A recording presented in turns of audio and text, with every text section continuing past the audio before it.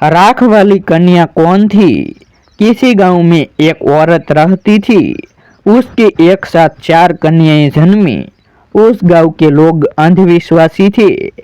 गांव के लोगों में विश्वास प्रचलित था कि 4 कन्याओं के एक साथ जन्म होने पर गांव में अनिष्ट होता है। जब ये कन्याएं 16 साल की हो जाती, 3 कन्याओं के लिए उपहार रखे जाते। चौथी कन्या के लिए राख की पूड़ियाँ रखी जाती थी। इसके लिए कागज के 4 टुकड़े तैयार किए जाते।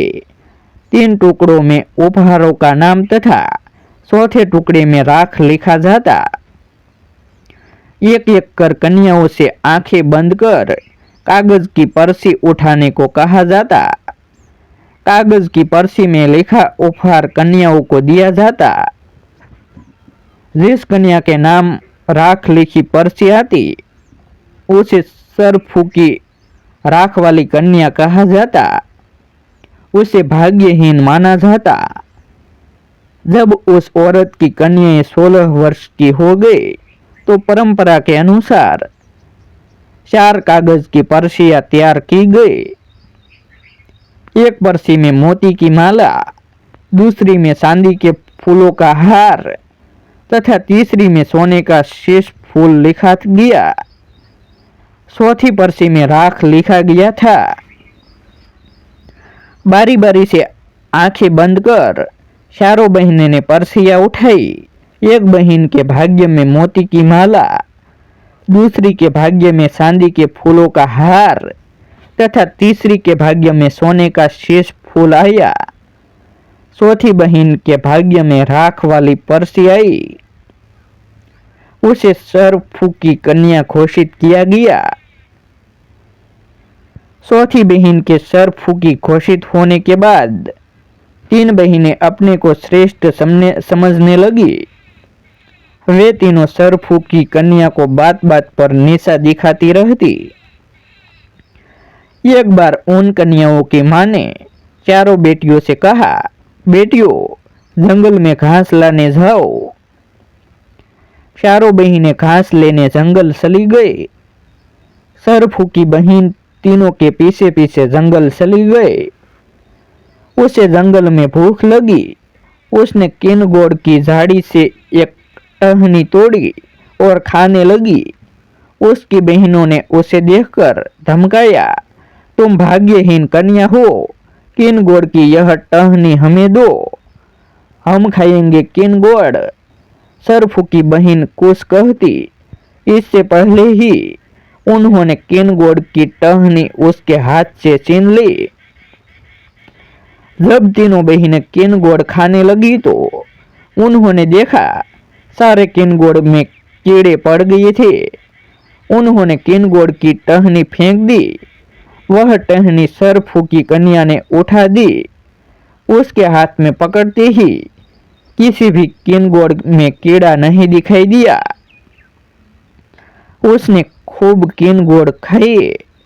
थोड़ा आगे चलने पर सर फूकी कहीं जाने वाली लड़की ने हिसालू की झील देखी। उसने बेल की एक टहनी काट दी। अब वह उसके हिंसालू खाने लगी। तीनों बहनों ने हिंसालू की टहनी उससे छीन ली। वह उस टहनी के हिंसालू खाने लगी। उन हिंसालुओं में बहुत सारी चींटियां आ गए। उन्होंने हिंसालू की टहनी को फेंक दिया। वह टहनी सर फूकी बहन ने उठा दी। उसके हाथ में पकड़ते ही सारी चींटियां हिंसालुओं से गायब हो गए। शाम को चारों बहनें घास लेकर पहुंची। दूसरे दिन चारों बहनें लकड़ी लेने जंगल चली गए। जंगल में उन्हें दूर एक महल दिखाई दिया। वे चारों महल के अंदर चली गई। महल में एक घोड़ा बंधा था। वहां खाने पीने के लिए व्यंजनों के थाल सजे थे। चारों बहनें उन थालों में सजे पकवानों को खाने लगी। तीनों बहनों ने सरफुकीन बहन को पकवानों को खाने नहीं दिया। तीनों बहनें पकवानों को खाने लगी। सरफुकीन बहन वहां से उठकर चली गई। महल के अंदर वह दूसरे कक्ष में गए। उस कक्ष में साज श्रृंगार की वस्तुएं रखी थी, अच्छे अच्छे वस्त्र रखे थे। सरफुकीन बहन ने उन कपड़ों को पहन लिया। वहां सोने की जूती भी रखी हुई थी, वह उसके पैरों में ठीक आ गई।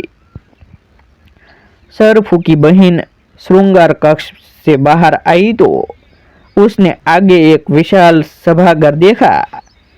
वहां पर उत्सव जैसा माहौल था। वहां एक राजकुमार खड़ा था, उसने सेहरा बांध रखा था। उसके बगल पर एक महात्मा खड़े थे। सरफुकी लड़की को देखकर महात्मा उस राजकुमार से बोला, राजकुमार अक्षत, देखो वह तुम्हारी दुल्हन आ रही है। महात्मन, वही मेरी दुल्हन है, मैं कैसे मान लूं? हो सकता है कोई दूसरी कन्या सज धज कर आई हो। देखो, मैंने तुम्हें बताया था, जो कन्या श्रृंगार कक्ष में रखी सामग्री से अपना श्रृंगार करेंगी वही तुम्हारी दुल्हन होगी। उसके पैरों में तो देखो, वही सोने की जूतियां, बिल्कुल सही नाप की।